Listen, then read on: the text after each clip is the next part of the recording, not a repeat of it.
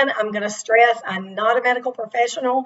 I have done a tremendous amount of studying on my own, and I continue to do studying daily. I continue to work on my body to continue to overcome autoimmune diseases. I have so far overcome 5 of the 6 that I had, actually 6 of the 6, but my my blood work is still a little low. So I'm still diligently pecking away at that. But this is just the things that I've done that I know to support my body through this process. So I hope this helps you guys. If you're looking for a natural way to ward off the symptoms of COVID and to lessen the symptoms of COVID and to expedite the recovery from COVID, please, please, please take this information, do your own research, check with your doctors, consult them. If your symptoms are more challenging, please, guys, go and seek the medical attention that you need. Never would I tell anyone to not seek medical attention. This is my journey. This is how I'm choosing to live it. I want to explain to you about what COVID was for me. Now, I want to preface this by saying that last August, I was just coming off of a surgery, and I believed that I had COVID then. It was far worse than it was this go round. But again, I was just coming off of a surgery, literally a month out. And so my immune system and my overall body was very taxed and stressed just from that experience, which is why I believe the COVID experience was worse that time. Now, I will also say that that particular instance, I did not test positive, but and I did a similar treatment as I did this go round at that point. What I now realize is that when I was tested this time, when the girl did the swab the first time, she barely went just inside my nasal cavity. This time when I tested positive a couple weeks ago, she went like up into my sinus cavity. So I believe the first test was not performed properly, but neither here nor there, whatever. That's just for informational purposes. So this particular experience, I was exposed in a group setting that I was unaware that I was exposed at the time, but around the middle of July, and it was on a Saturday. By that Thursday, I began to notice that my ears were stopped up and I had a little cough. So, and I had heard that someone else that was at the event that I was at began feeling not quite good, just like maybe allergies or whatever. And so I began dosing with high doses of vitamin C on Tuesday.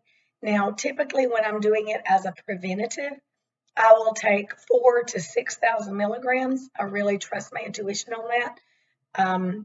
Daily, every night before I go to bed. So I began one dose on that Tuesday immediately following the exposure. By Thursday, I began noticing some symptoms myself. Again, at this time, we still had no idea that it was COVID. And then on Friday late evening, the friend that I went with tested positive. And so I decided on Monday morning to go get positive, of course, for my job and to follow the appropriate quarantine guidelines and what have you. So that's kind of a generic timeline. Exposed on Saturday, symptomatic by Thursday. It was really pretty mild. It was not super aggressive at all. I say the symptoms that I had were clogged ears, a cough that was kind of croupy sounding, but my lungs were clear. I had no trouble breathing. I had no raspiness on the deep breaths or anything. And I had back pain. My back went out on the Friday following the Thursday symptoms. So my back was bothering me almost immediately And then at some time around the first of the next week, I realized that I had no smell or taste. The only other symptom I had was fatigue. And that didn't really set in until I tested positive on Monday, and that was a full week and a couple of days beyond the exposure. And I didn't really notice the fatigue until probably Tuesday or Wednesday. The fatigue was bothersome. I did have to slow down. I had to take rests. I made sure to allow myself time to take naps during the day if I needed, even if it was just a 10-minute cat nap. So that was how I addressed that. So let's get into what I did to address the symptoms of COVID. First and foremost, I should say that the doctor that tested me said that he wanted to write me a prescription for antibiotics, azithromycin, and he wanted to give me prednisone. I have a history with prednisone, and I do not want to utilize those medications unless it is absolutely necessary. I didn't want to take either of them just because. And what the doctor informed me was that actually the vitamin C, zinc, and D3 regimen that everyone is familiar with was actually more the quote treatment for COVID rather than the antibiotic and the steroid. So the antibiotic and the steroid the purpose of them is to treat secondary issues that tend to arise as a result of COVID. So the respiratory infections, sinus infections, pneumonia, those types of things are what the antibiotic and steroid are meant to treat, not the actual COVID. So with that knowledge, I informed him that I was already on a high dose of vitamin C and D3. I took zinc a couple of times. Zinc tends to upset my stomach. Maybe it's because I eat a lot of fruit and it's not substantial enough. I'm not sure.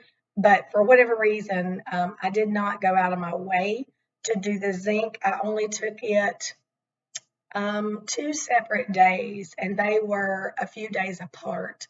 And they were 50 milligram capsules. So that being said, this is the regimen that I used personally. Now, this is a multi-step factor, so we're going to go through it step by step. And if you notice I'm looking away, I have notes over here, so that's what I'm going to be looking at. So first and foremost, vitamin C, vitamin C, vitamin C, vitamin C. I cannot stress this enough. Make sure that you get 1,000 milligram capsules. They're far easier to take. Make sure that you get capsules, not tablets, because they do tend to be horse pill, if you will. So the 1,000 milligram capsules are what I was utilizing for myself. I order mine from Swanson Vitamins. They tend to be fairly inexpensive, but you can get them anywhere you choose to purchase them from. Mine had rose hips added to it, so that's bioflavonoids. I'm not terribly versed on that, but 1,000 milligram vitamin C. Start with 3,000 to 4,000 milligrams if you're around, say, maybe 100 to 130 pounds, and see how you do with the 3,000. Maybe start at the 3. I promise you, 1,000 milligrams is not enough. If you don't take a proper dosage of vitamin C, it's like trying to put out a fire with a teacup of water. You're going to have to keep throwing and keep throwing and keep throwing, and you're never going to make any headway. It's always going to overwhelm you. So when you do the multi-dose of vitamin C, what you're doing in effect is getting a horse trough of water and dumping it on the fire. So make sure you take enough vitamin C. Now, how do you quantify enough vitamin C? I'm pretty sure I've made a video about this in the past, but I'm going to address it very quickly here. start with the 3,000 milligrams. If within an hour you're having any tummy discomfort at all, and when I'm saying discomfort, guys, I just mean gas. Is your tummy a little rumbly? It's not going to be hurting. It's not going to be, bothersome in any real way. You may get a little gas. If it puts you straight into diarrhea, which I highly doubt. Now, if you are not sick, it may put you straight to loose bowels or the gas or tummy fatigue on a lower dose.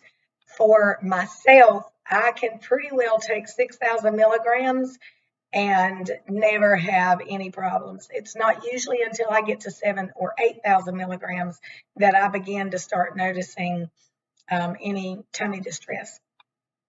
So test yourself. You have to see what your level is. And guys, this is a spoiler alert. It changes from episode to episode, day to day, because you never know how much your immune system is having to fight off, because our immune system is constantly supporting our bodies, whether we have cuts and scrapes or we have backed up elimination systems. Maybe you don't sweat well. I don't. Maybe you don't go to the bathroom enough. Maybe you don't drink enough water. Maybe you have allergies. Whatever, your body is constantly trying to maintain homeostasis. So the vitamin C is totally used up, whether it's utilized or eliminated, within 6 hours. I redose my vitamin C 6,000 milligrams every about 6 hours. I don't set a clock. I just kind of keep up with it. I do not bother to get up through the night and to redose. If I happen to get up through the night, I kept a little cup beside my bed with another dose in it. And if the time that I woke up would allow for another dose, then I would take it.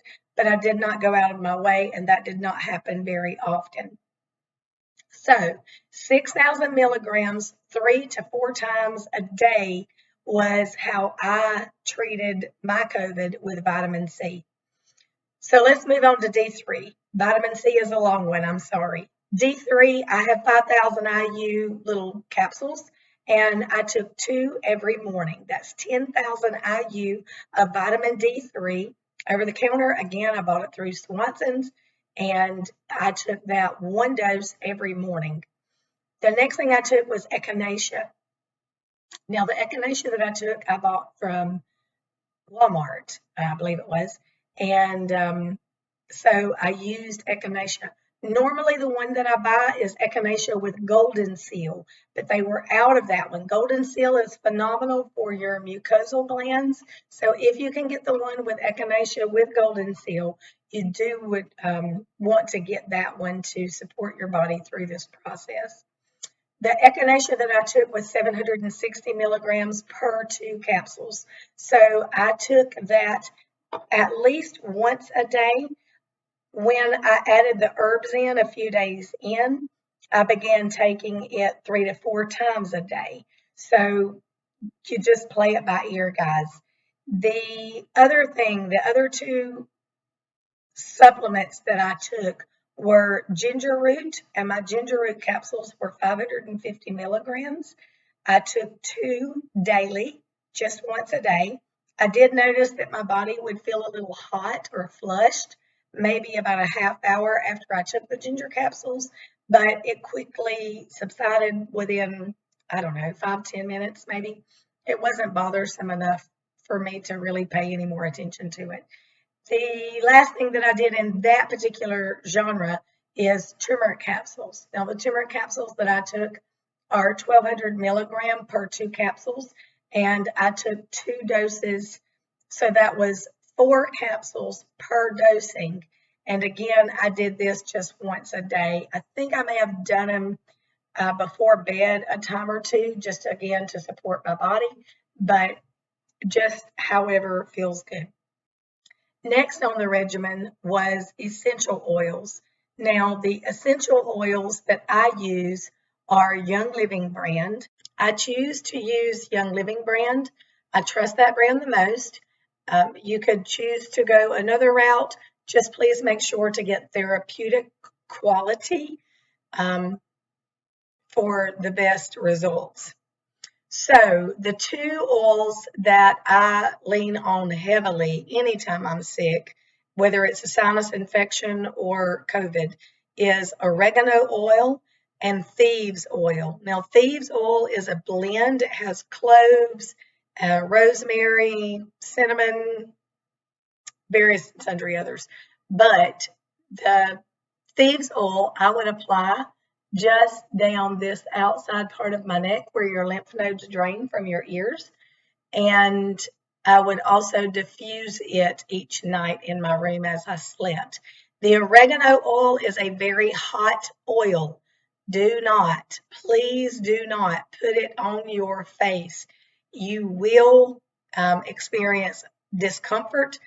Probably if you put it just about anywhere on your body with the exception of the bottom sides of your feet. Oregano is a natural antibiotic.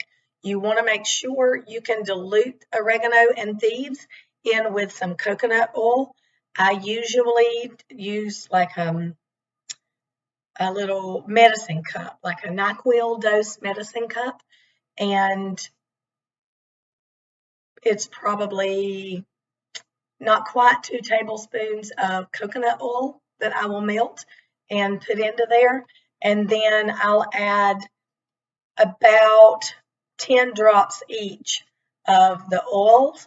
Now, that may be too strong. If you're worried about it being too strong, start with 6 drops each and then do a little taste and see if that's too much for you or what have you. Once I have created this medicinal blend, I put it in the refrigerator to allow it to reset. And then I take it out and just allow it to get room temperature. And then I'll scoop off maybe a half of a little teaspoon, just a little bit, and I scrape it on my bottom teeth so that it goes underneath my tongue. And then I sit my tongue on top of it, allow it to melt, and then it will just gently seep down the back of your throat. So it may be, again, a little hot or a little warm in your mouth. So just proceed with caution, do some samples, test yourself, go gently, go easily.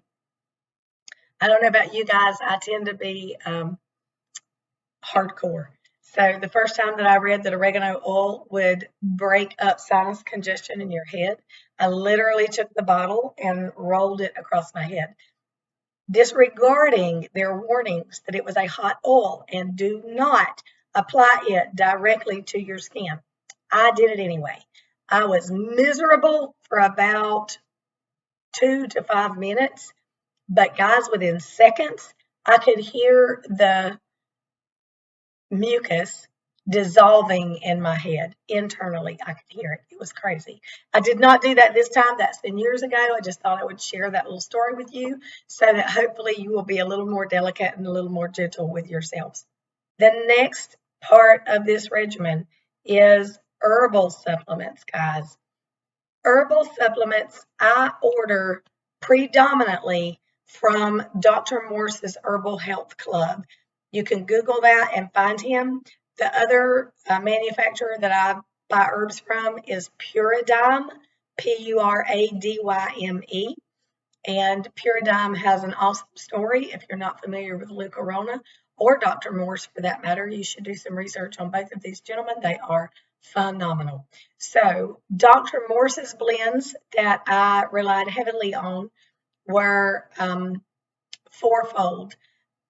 The purpose of the herbs, guys, is to support your elimination systems. So as your body is fighting off these various viruses and mucus infections, respiratory infections, whatever, there are waste products that your body needs to get rid of.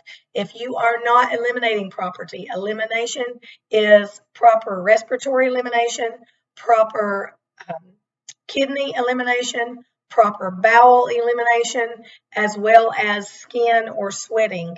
So those are your 4 elimination systems, and those are critical, guys, critical. So the herbs that I used were a kidney support blend, an adrenal support blend, a lymphatic support blend, and a bowel support blend. Now, I took 4 capsules of each of these except the adrenals. I only took 2 capsules of the adrenals. I don't have science behind that. Again, guys, I trust my intuition. This is how I chose to treat my body. And if you choose to mimic it, then great. Trust your intuition, trust God to guide you and bring you through this. So the adrenal support blend, I took 2 capsules with each dosing, and the other 3, kidney, lymphatic, and bowels, I chose to take 4 capsules each dosing. The dosings with these were 3 to 4 times a day. Now, yes, y'all do the math. That's 6,000 milligrams of vitamin C and turmeric and ginger and echinacea and all of these herbs. Plus, I added the Puridyme herbal blood herb, and the herbal blood supplement is to support your cardiovascular health. And we know COVID has a lot of effects towards cardiovascular and lung health. So I wanted to make sure to support both of those. Dr. Morse does have a 3-lung blend that I just did not happen to have on hand, or I would have taken it as well. So be forewarned, if you do go onto Dr. Morse's website, you pay $10 to join his club, and then you can place orders. And if the herbs tend to be too much money and you maybe have financial hardships, you can submit a request to Dr. Morse's club and request some financial assistance, and they are great to help you through that. They have helped me in the past with reduced prices, and it's really, really supported me on my healing journey. I've been using the herbs for years. I ebb and flow with them. I take them very diligently for a bit, and then I slack off of them a bit.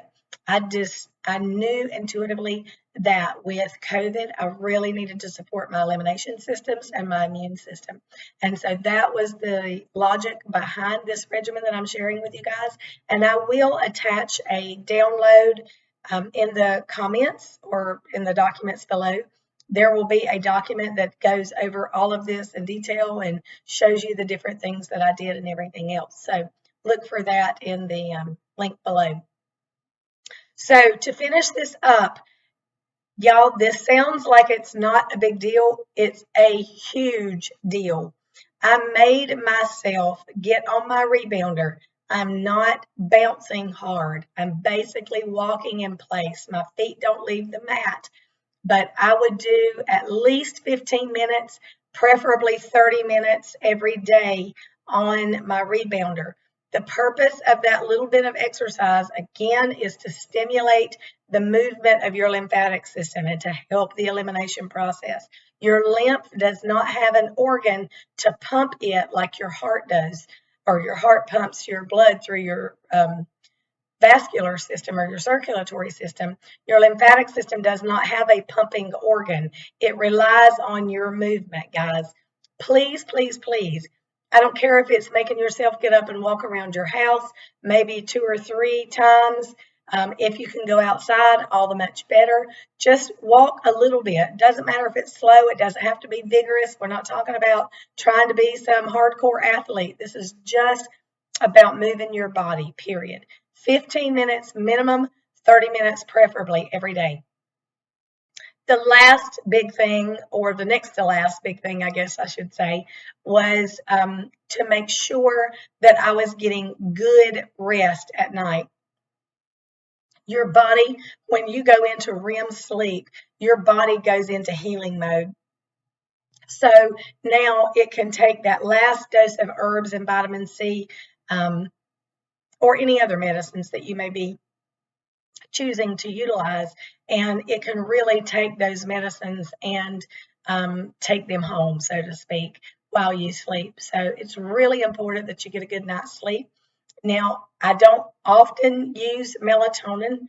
I do use CBD oil every night, sublingually, means under the tongue, and I was using Golden Seal liquid drops, and just because they weren't in with the echinacea. So be aware that I did use those things as well. I don't think I added those in the others, but those are part of my kind of daily routine anyway. So above and beyond that anyway, I would take a melatonin jelly or gummy, and the dosing it suggests is 2 gummies for a total of 5 milligrams of melatonin. I would usually just take 1 gummy because I'm extremely wimpy when it comes to taking sleeping support medications in any capacity. And so 1 gummy for me was sufficient. That was 2.5 milligrams of melatonin. There was a couple of nights that I did choose to go with the 5 milligrams, but generally I did 2.5. So the final, and this is the kicker, guys. This is the big, big, big, big thing. The biggest thing that I did to support my body through COVID was to eat a ton of fruit. I'm not exaggerating when I tell you that I ate probably 5 or 6 cantaloupes, good sized cantaloupes, throughout my week of quarantining, or week plus, actually, week and a half. And I would buy 2-pound boxes of grapes. I went through 3 of those. I did have a few bananas. I went through 2 pints of blueberries, some guacamole. Avocados count as a fruit. So if you want some fats in there to feel more satiated, by all means.